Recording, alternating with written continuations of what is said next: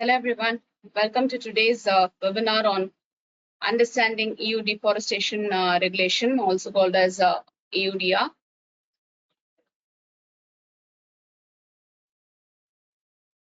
So I request everyone to be muted at this moment, and the meeting will be recorded and shared with all of you after the session. At the end of the webinar, we will also send out a short survey which you can fill in. And if you have any questions or you want to have more discussions, you can always reach us out at compliance@apaengineering.com. Okay, today your speaker would be Ranjini Varadarajan, who's myself. I am the manager at Compliance Division at APA. So this is the agenda for today. So we're going to have a welcome and introduction about who APA is. Then secondly, we will go into understanding EUDR compliance. Then we would also look into compliance related requirements and due diligence. Then we will move on to EUDR impacts, and then we will see what the next steps are. Finally, we will follow through this with a question and answer session.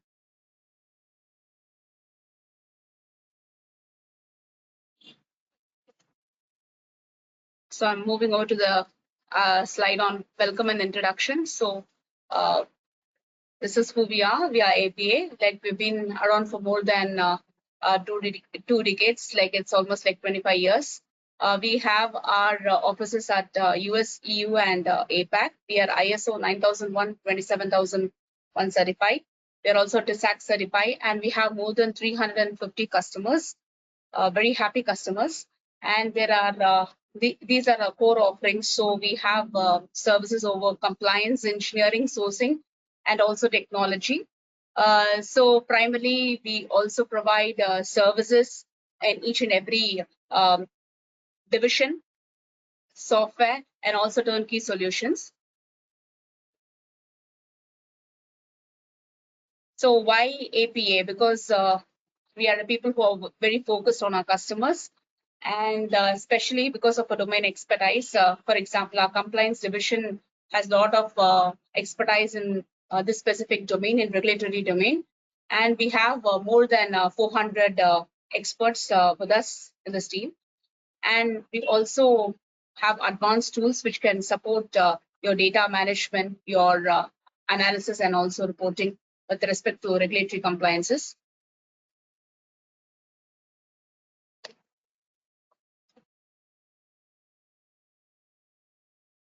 So I'm moving over to the next slide. So these are some of the regulations we are very familiar with and for which we also provide services. So you have conflict minerals, you have SCIP, you also have ESG, you have IMDS Prop 65, TISCA, PFAS, and we also support on REACH, ROS, SES, and there are other 50 other regulations which we also support. I'm moving over to the next slide. And basically, we are going to start with understanding EUDR after this welcome session. So why this regulation was in place, this is what we have provided the contents here for. So EUDR is actually replacing the earlier EU timber regulation, which was also called EUDR. The main reason why this regulation is in place because EU wants to minimize deforestation and forest degradation. That is one of the primary objectives of this specific regulation. And we all know that forests cover more than 31% of our landscape, and we want to protect nature and biodiversity at all costs. So that places an important role on why this regulation is becoming more and more prominent, and it's going to be more effective in the upcoming years. And let me move on. So these are the primary objectives of this EU Deforestation Regulation regulation. So first thing, as I already mentioned, it's going to be like preventing deforestation and forest degradation.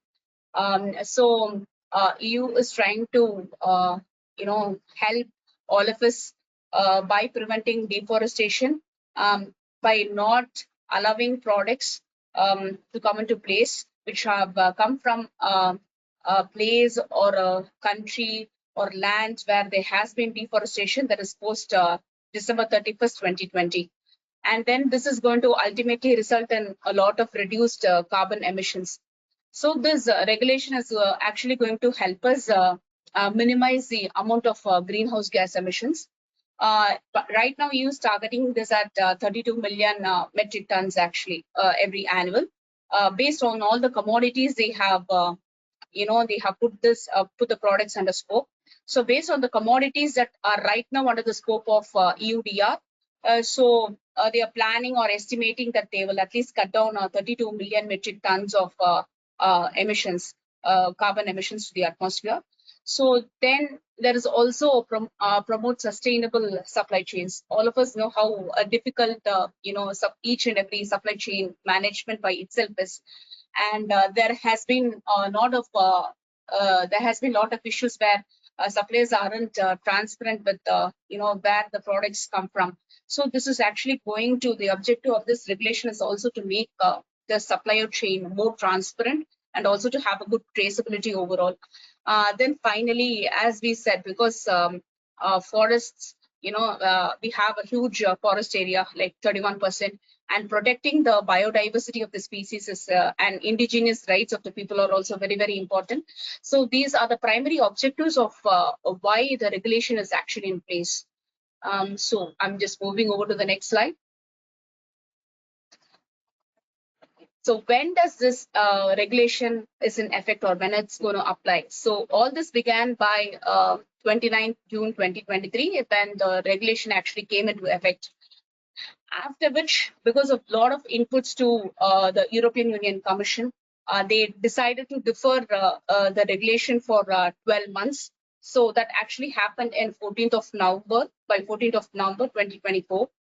And then by 30th June 2025, which is like going to be the end of this month, EU Commission is actually trying to finalize each and every country's benchmarking system. This is very necessary because they're going to categorize the countries on a risk basis. So we are looking forward to actually the documents that they are going to, publish.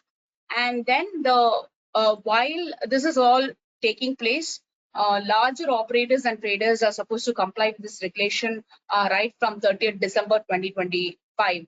Earlier, before this amendment came into place, where they postponed it for 12 months, it was like 2024 larger operators and traders had to comply. So right now it's like postponed for 12 months. So by the end of this year, large operators and traders will comply, and then followed by next a year, like 30th June 2026 will be the starting date of reporting for micro and small enterprises for EUDR. So this is actually the timeline when EUDR is going to be in effect. So it's going to be right in effect from 30th December 2025 for larger corporations and for SMEs from 2026 June onwards. So I'm moving over to the next slide. So what are the products that are under scope? So we can see that there are 7 different products that are under scope. One, we start with like palm oil, then we have cattle, we have soy, coffee, cocoa, timber, and rubber. Though we can see this as 7 different products that are currently under scope, there are also products that are derived from all these items. So all the list of commodities which are actually falling under the scope will be in is actually provided in Annex 1 of the regulatory document. So we have given the link to the same. And when it comes to timber, especially, I already mentioned that EUDR is actually trying to replace EUTR, which is European Union Timber Regulation. But timber regulation alone will be in effect for a bit of more time.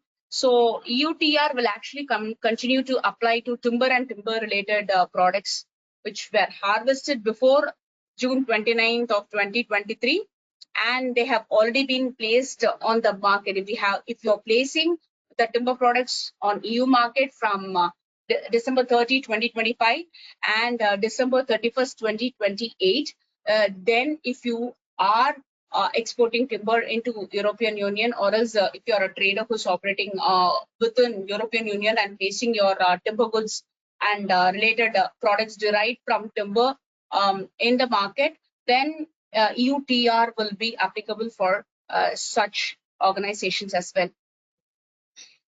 Moving over to the next slide. And you can see like to whom does this EUDR apply? To whom does this regulation apply? So first is European-based companies. So they aren't exempt. So any company or organization operating within the European Union that sells, they're going to import, sell, export, all these commodities that fall under these 7 larger categories of products is going to fall under EUDR. Then you also have non-European companies who want to sell their products in the EU market. So they will also fall within the scope. So it will also apply to them, the regulation. And then we also have to understand in terms of where this is actually applicable. So there are 2 types of entities that EUDR has defined. One, they are the operators, and one is a trader. So an operator is a person who's actually the first point of entry for all these regulated EUDR products. So operator is a person who's actually placing the good or else a final product on the EU market. So he is defined as an operator. Otherwise, if any person who is going to be further down the supply chain, or else is going to distribute, or else resell the goods, whether it be within this context of European Union or else outside of European Union, they will all fall under the traders category.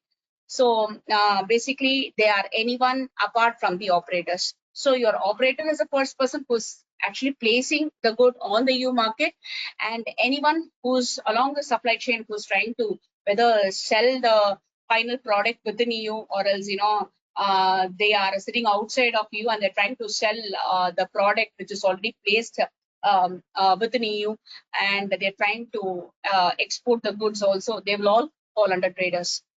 So all these are really important to understand where your organization falls, because first you have to categorize yourself whether you are an operator, you're going to place a market product in the EU market, or else you're going to be a trader who's sort of reselling or distributing the goods.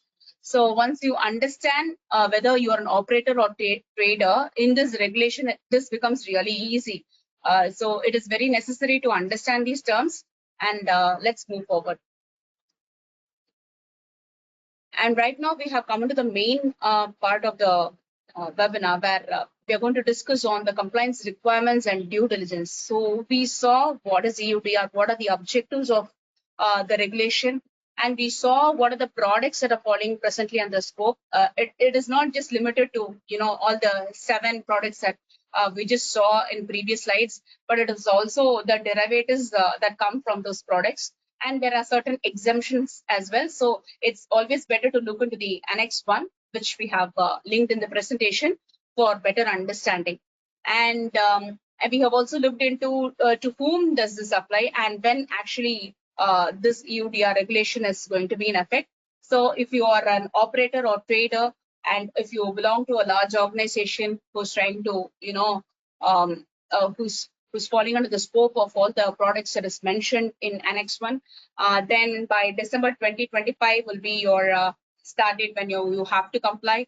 And otherwise, if you're an SME, your obligations will start right from June 30th, June 2026.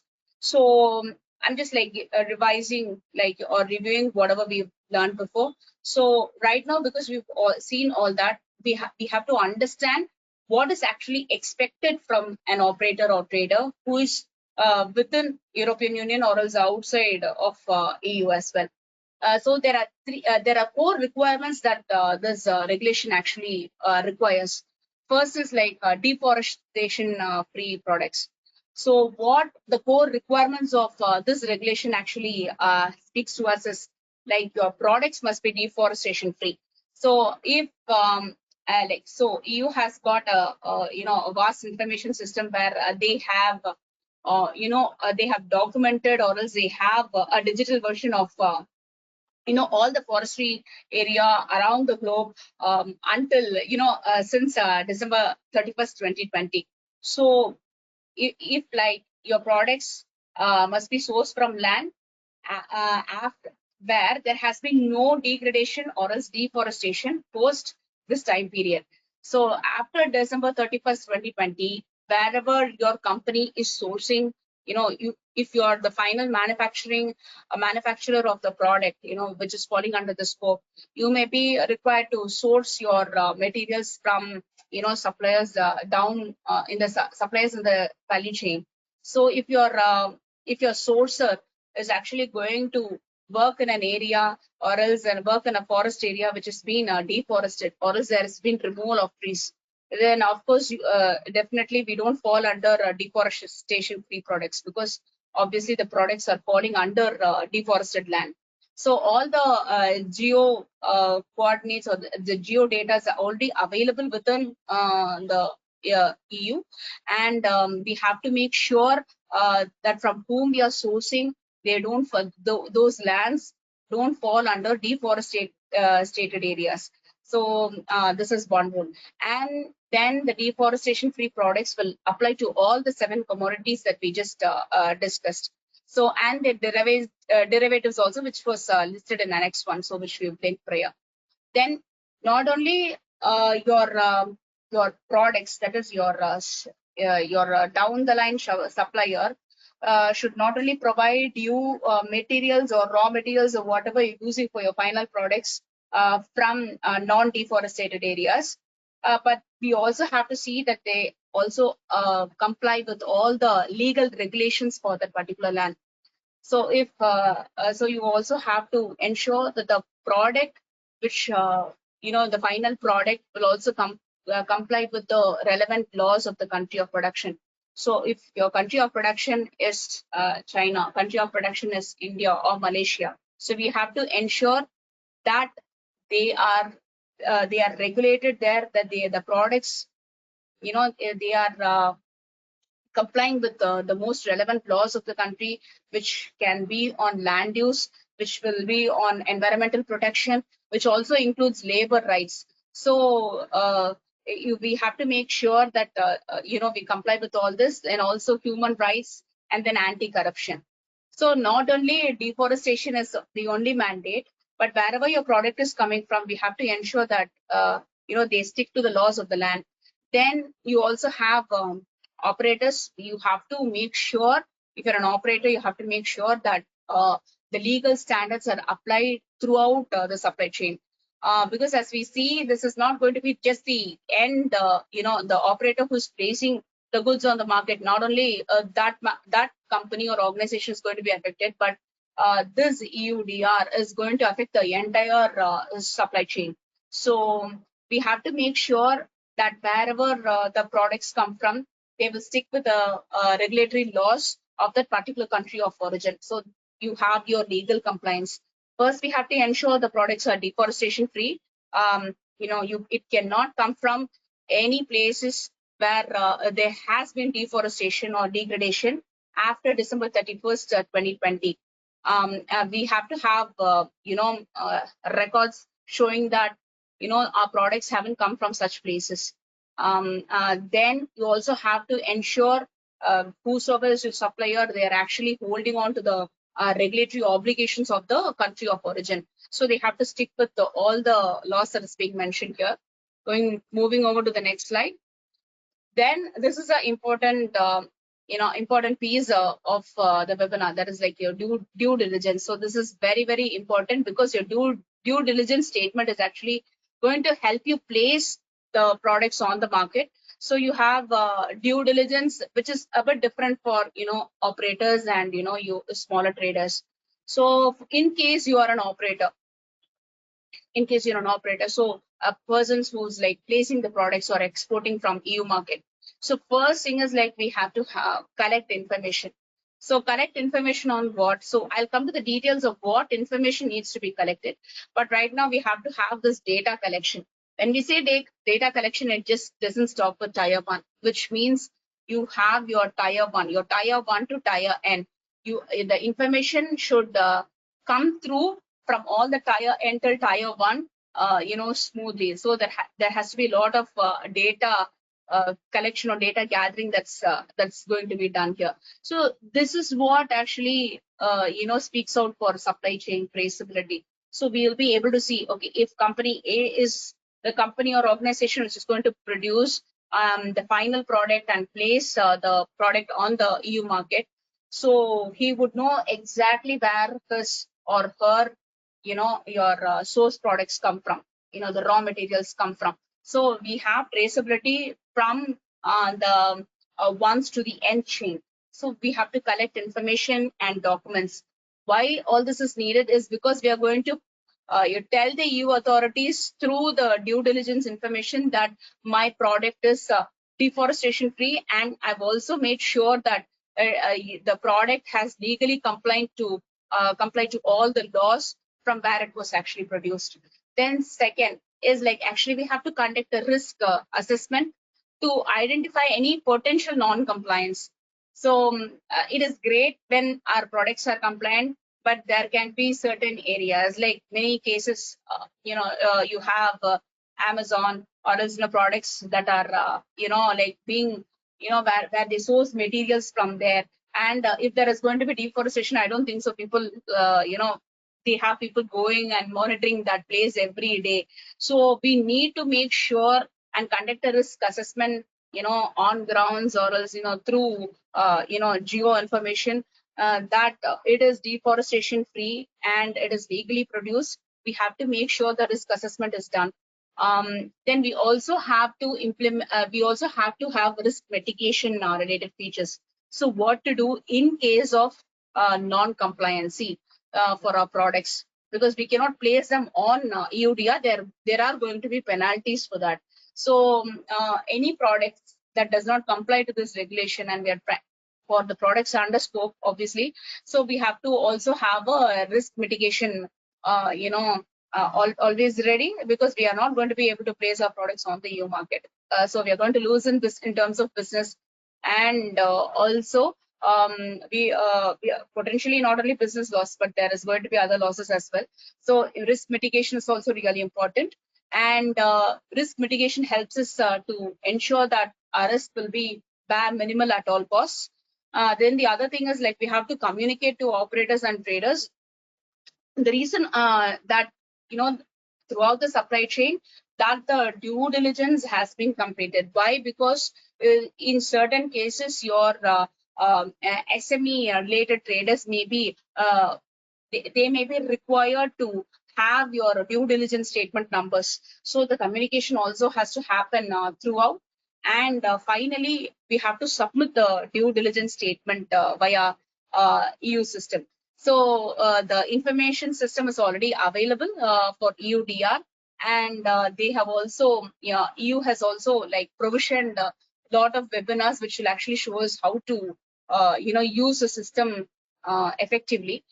So there are upcoming webinars for them, and we can give you the links accordingly after this meeting.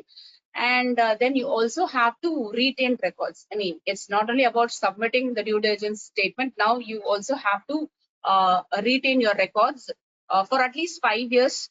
And because every reporting has to happen not only annually, we also have to ensure that the data for all these next 5 years are available with us, all the reports that we have submitted. So 5 year data is actually required. So we have to have a huge auditing related data for EUDR. So moving over to the next slide. Then you can see that there are due diligence related specification. We saw that for your operators, and then you have your SME operators. So they are small and medium enterprises. So they will not be always obliged to exercise due diligence for all the relevant products. In cases where the products have already undergone due diligence, or else they already have they have a declaration submitted. In such cases, they just need to provide only the reference number for the due diligence declaration. And if it is going to be a trader who's a non-SME trader, so they are larger traders, they have to ensure whatever was spoken in the previous slide that we shared. So they have to collect all the information that is required to prepare a due diligence report, and also share the information across their supply chain. And then whenever requested, they must be in a position to support due diligence as well, and also show records wherever necessary. And then you also have traders who also are who also have due diligence, who are actually SMEs. For them, you have to retain the data. They have to retain data. If you're going to be a SME trader, then you have to have your supplier and recipient details, and then your due diligence statement reference number for the last 5 years. And whenever your whenever EU authorities request, because they can, so that the regulation gives them a lot of flexibility, they can request traders, at any point in time, like, give me your due diligence reference number, statement number. So they must be in a position to provide that statement reference number as well. So moving over to the next slide, then the final thing is, these are the core requirements that we are speaking, then reporting and monitoring. So operators must be able to submit annual public reports. All of us are going to submit on the EU information system that's available for EUDR. And then you also have EU member states competent authorities. They could suddenly conduct inspections. I'm not sure whether they'll go to non-EU countries, but at least within the member states, they'll be able to, conduct inspections at varying, risk levels. I'm not sure how they're going to manage other countries' level risk, because it's like practically none of this has happened yet. For example, you can see that 1% for low risk, 9% for high risk origins. So they have a varying frequency with which they're going to check, how the process is happening, within EU, outside of EU. But only time will tell us practically we see the difficulties of this regulation being in effect. So let me move over to the next slide. So here we can look into the data requirements that is required for due diligence actually. So we said that due diligence has, there are 4 aspects of this specific regulations which is required, 4 requirements. So I'm just going to the previous slide to ensure that, things are in place. So you can see that there are 4 compliance requirements for this specific regulations. It's going to be, our products must be deforestation free. Then the products have to legally comply to any other regulatory standards based on its country of origin. Then you also have your due diligence, which means, it is both for operators and also traders. And this due diligence is mostly about collecting required information, which will offer supply chain traceability. And it is also about risk assessment and finally risk mitigation. So due diligence is all about information gathering, your risk assessment, and your risk mitigation. So in order to know more on your due diligence related data requirements, which is the first portion of your due diligence, this is what we are going to see. These are the information that the due diligence actually requires. When we say the due diligence actually requires, it means that if we are at the tier 1 and we are going to be the operator who is going to place a product, which means the information has to come from a list of our supply chain folks. So this data gathering is going to be really huge, because sometimes if your product is really simple, it's not a complex product, then we are happy. If it is going to be a very complicated product, if it is not a complex product, then we are really happy, because your supply chain will be small. But there may be cases in terms of wood, from where we produce a lot of furnitures. There may some of which may be exempt. But even then, complex products will have a huge supply chain, which can lead to a lot of the complexity in the way that the data is being gathered, because everyone in the supply chain have to agree to actually give their data. So that's a very painful process, not only in this regulation, but we can see that across all regulations that's been coming out, whether it be whether it be ESG, whether it be like carbon border adjustment mechanism, and everywhere, because our entire supply chain is getting affected. So when we say data requirements, it doesn't mean just your tier one. You have to get all the information right from the bottom top. So this is going to require what is the name of the product, your product description, and the description. So because you have your products in Annex 1, sometimes you have to give it a scientific name also.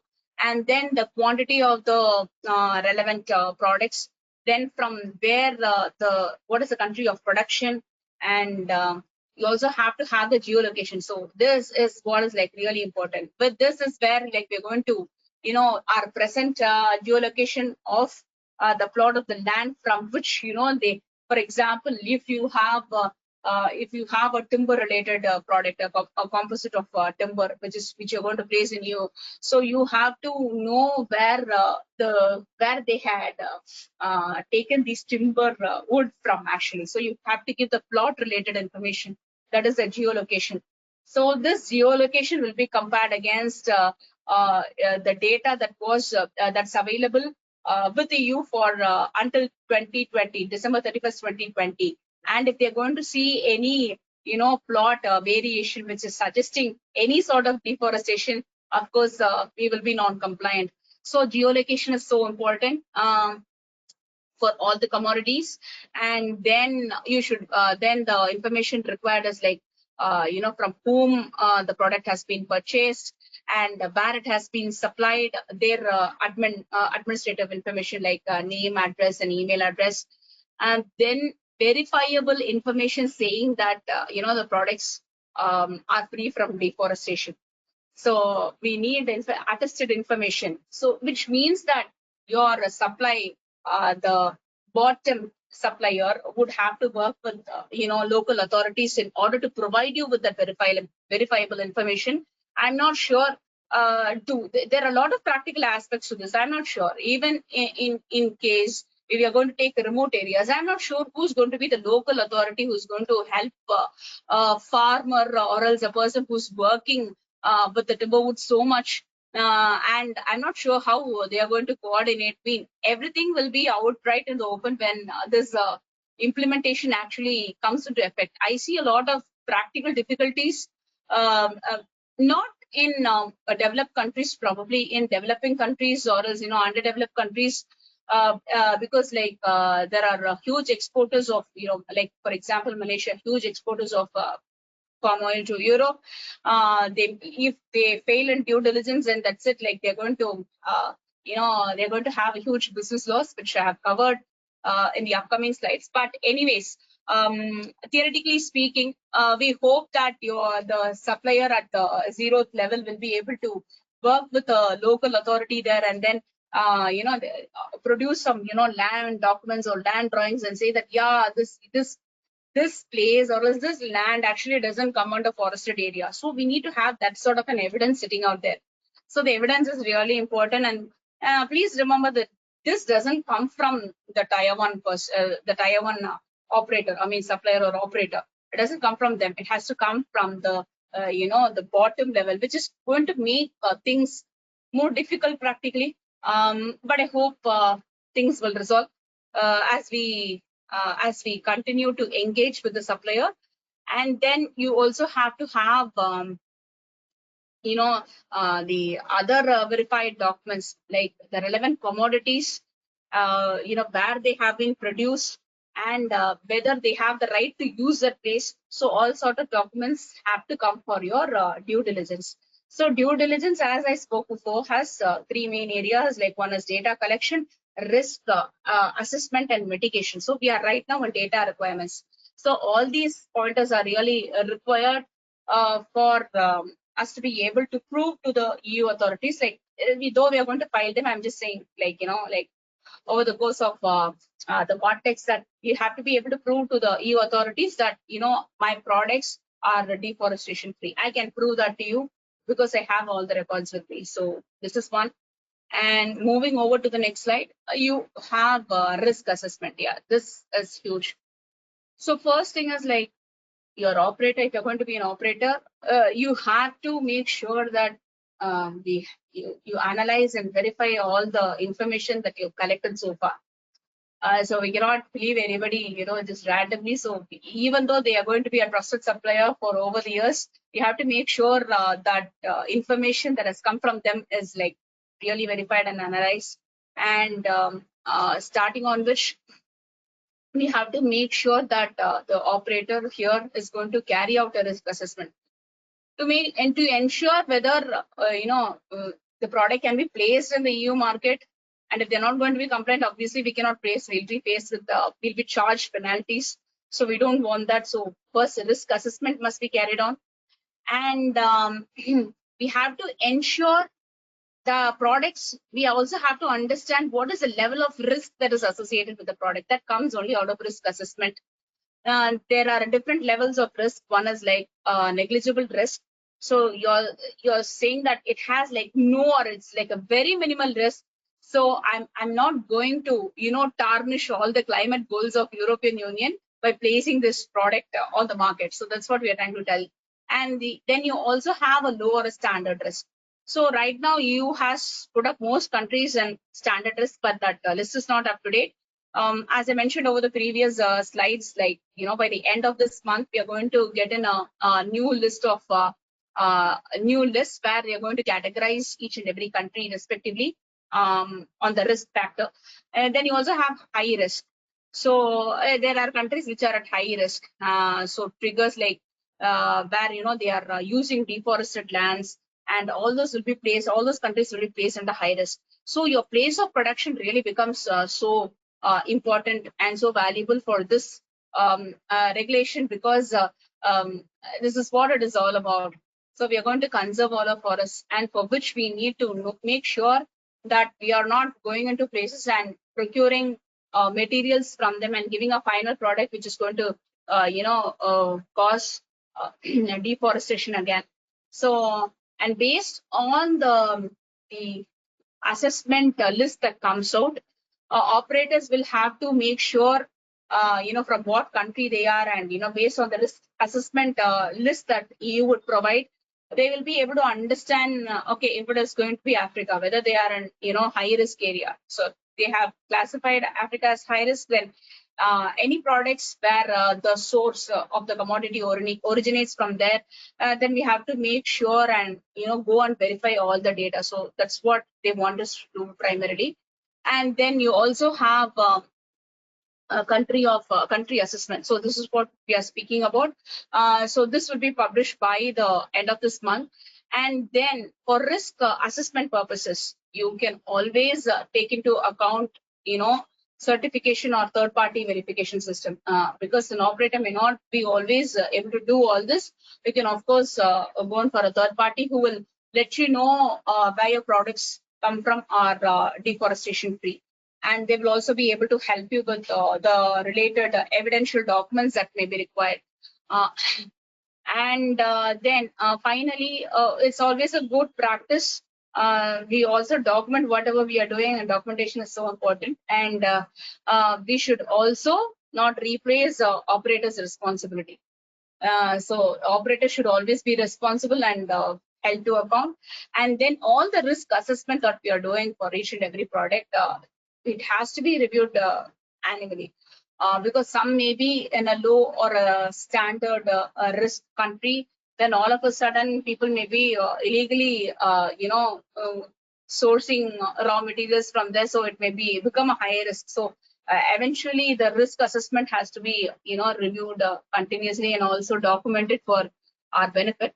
So I'm moving over to risk mitigation. So as we said, our due diligence has this information gathering. So the list of points of what data actually is needed for the product was discussed, and then we also had a risk assessment where the operator has all the responsibility to make sure that they ensure that the products are deforestation free, and also have to connect an initial assessment early on. And that is very crucial, because we don't want to place our products and finally end up saying, oh, they are non-compliant, and then pay a huge penalty to the EU. And then you also have the final part is your risk mitigation. So how are we going to mitigate all the risks? So I'm just going to finish this simply. So if you want to mitigate your risk, and suppose your country is termed as country like Africa is termed as high risk, then what do? I have to request the supplier at the bottom for more additional documents based on the due diligence requirements. So that's what I have to do. I have to ask him for more evidence. I should tell him, no, I don't know. So please provide me with all the proofs from your local authorities that you're not on a deforested or degraded area. Then you also have to support the suppliers. It's yeah, suppliers are very important here, and the supplier at the bottom is so important out here because they are going to finally ensure that the products are deforestation free. And in countries where they may be developing or underdeveloped countries, your suppliers may not be in a position where they can afford a GPS tracker. They may not be able to afford, because like practically we've seen many farmers who are struggling to make, a living, and they may not be able to invest in some technologies which can help them find the geo coordinates, because we need the geo coordinates finally. So our supply is struggling out there, and then we have to support them probably financially to get the equipment, and also have them trained on how to use the equipment so that they'll be able to give us this information. Of course, this is going to be a one time, this is not going to be done like, monthly. It's going to be like probably annual, data collection of the geo coordinates. I don't think so. People will, if they have a farm, if they have a farming land, they're going to change, it's going to get bigger and bigger where there are forest areas. So I think this will be done like mostly annually. So we have to support the suppliers, and then also implementing policies and controls which will help us mitigate the risk. And then we have to ensure that we have someone who's doing an independent survey or auditing. That is, if your supplier is sitting right down at, for example, India. So have a third party in India to actually go and verify whatever they are doing is right or wrong. We have to have that sort of an, independent auditing system to make sure that things are okay and going over smoothly. Then the other one is like, we have to document everything. I know how documentation is even difficult. I can definitely understand the fact, but anyway, we have to document what are the decisions we are making, and then we have to review them annually. Then moving over to the next slide, I'm just giving a wild scenario of what may actually happen. So let's take an operator who's handling cocoa products. So just giving an example for the risk mitigation. So the operator is sourcing the cocoa from high risk country. So West Africa, okay, where it has where it tends to have a lot of deforestation related issue. So based on the Article 10, Article 10 is nothing but your risk mitigation related information that has been provided by our European Union. And so let us see what will actually happen in this case. So the operator is trying to source cocoa from a region in West Africa, which is already known to have deforestation issues. So what do we do in such cases? So the risk mitigation measures would be, I have to wherever I'm getting the cocoa from, I have to ensure that I get more additional information.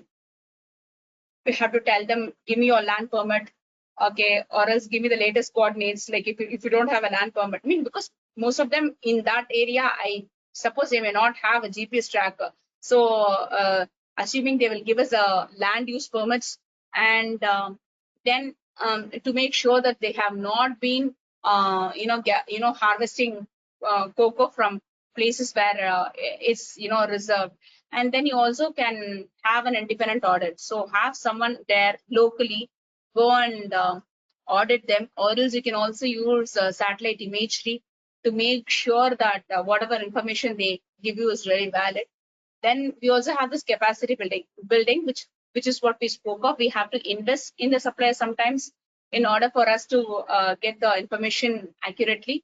And there may also be some training that is required, because ultimately when we go to the supplier at the bottom from whom we are getting all these raw materials for our products, composite products, or else, other products. It is very important to ensure that they know that we are asking all this information because of such a regulation, and there is going to be a lot of positive outcome because of what we are trying to do out here.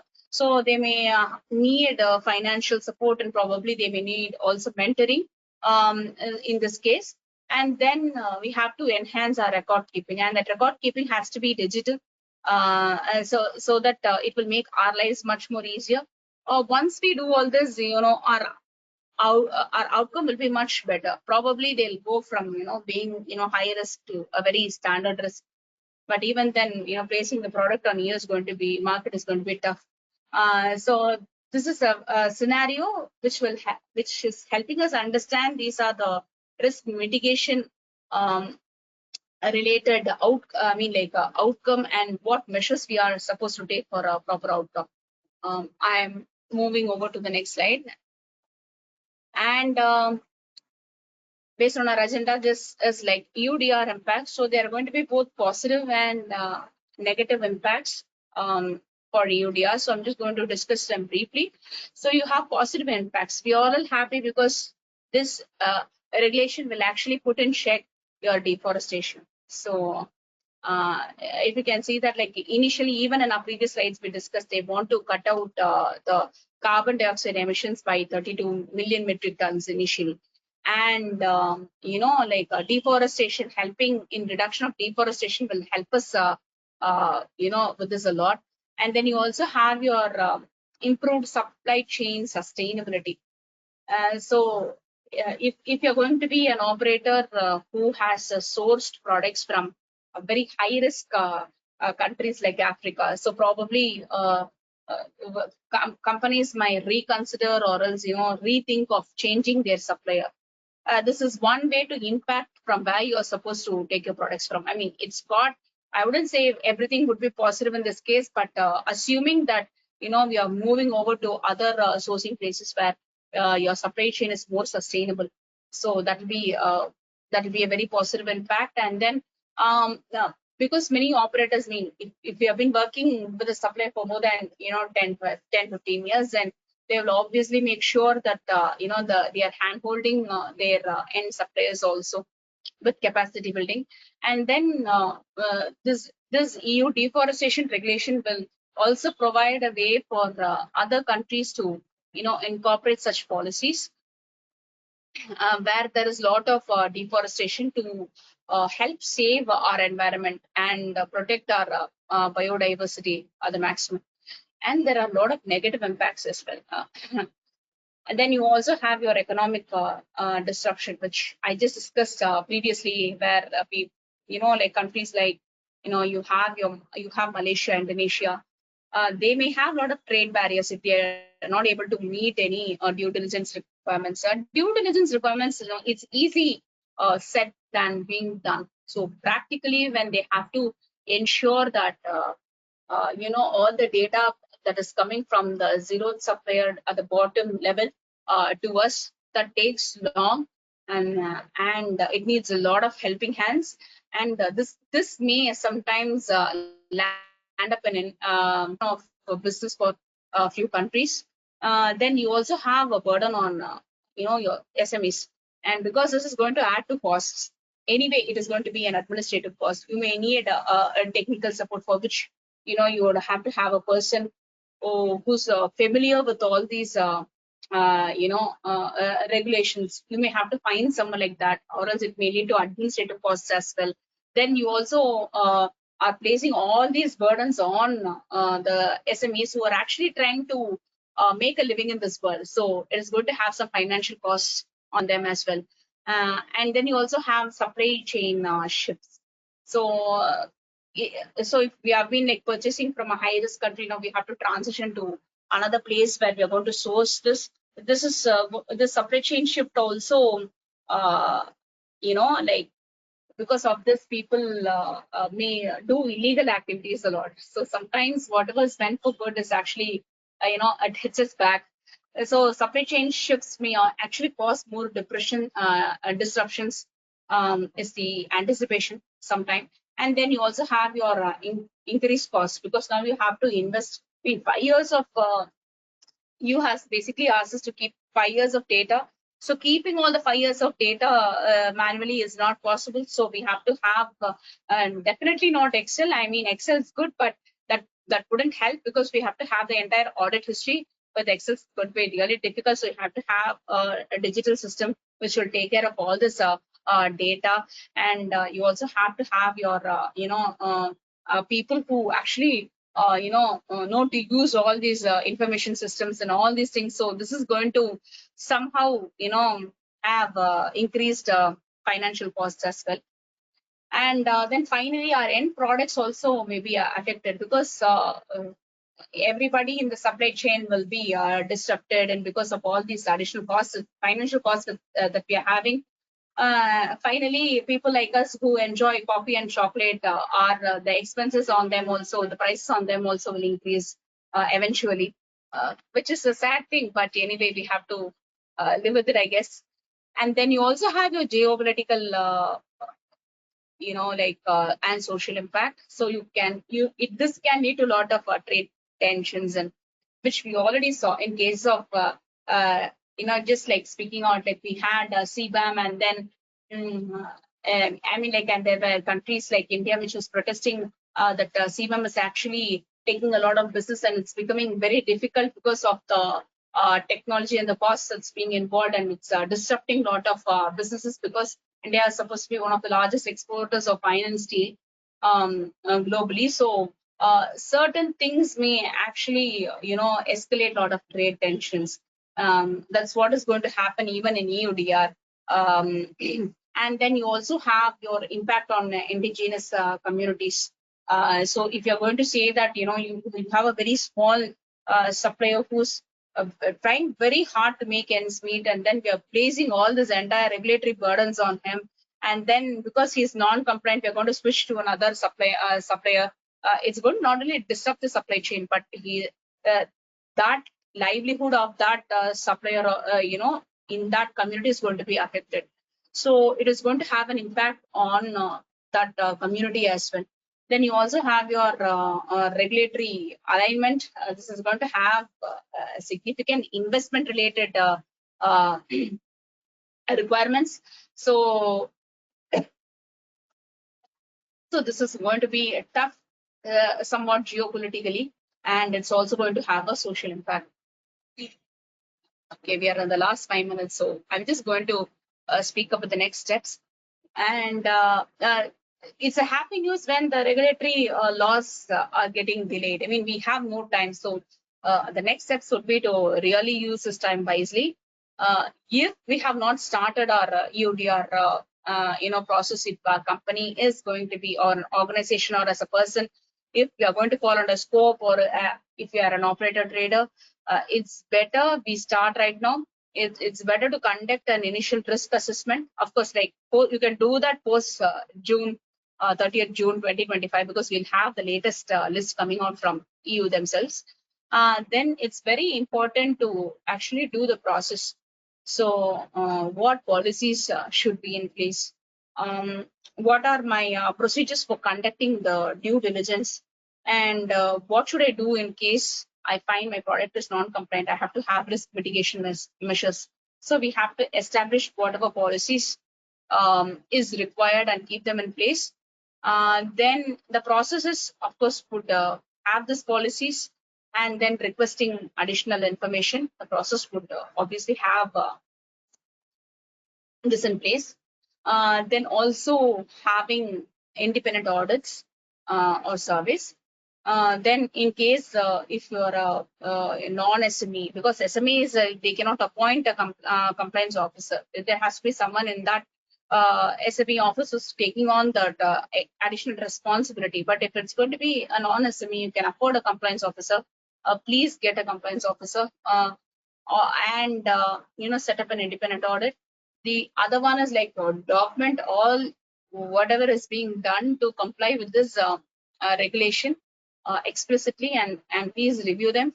The other next step would be to engage with our suppliers and like offer them support.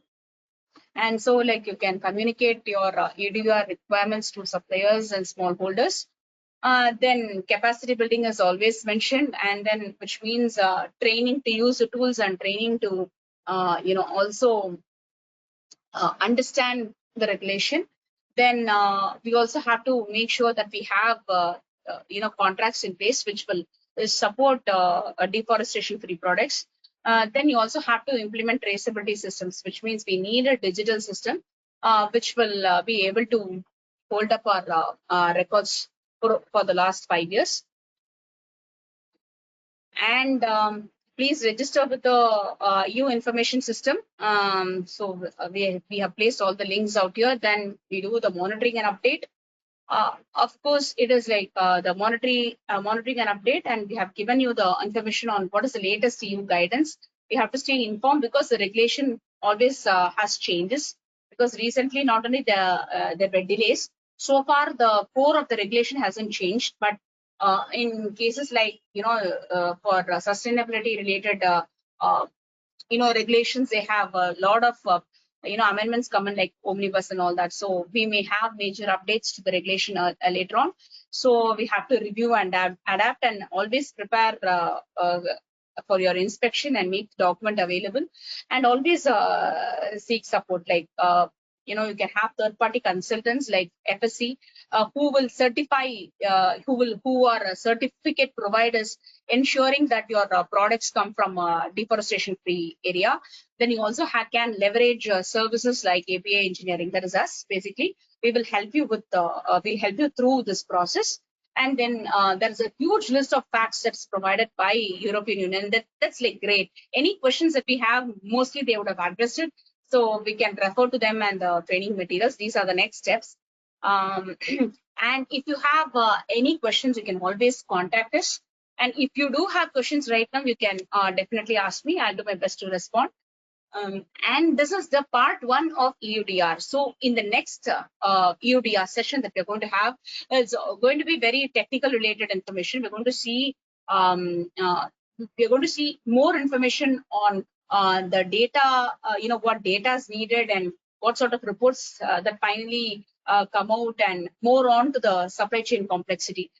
So a lot of technical information would go in the part 2 session of EUDR. And if you do have any questions, please let me know. I'll be glad to answer. Thank you.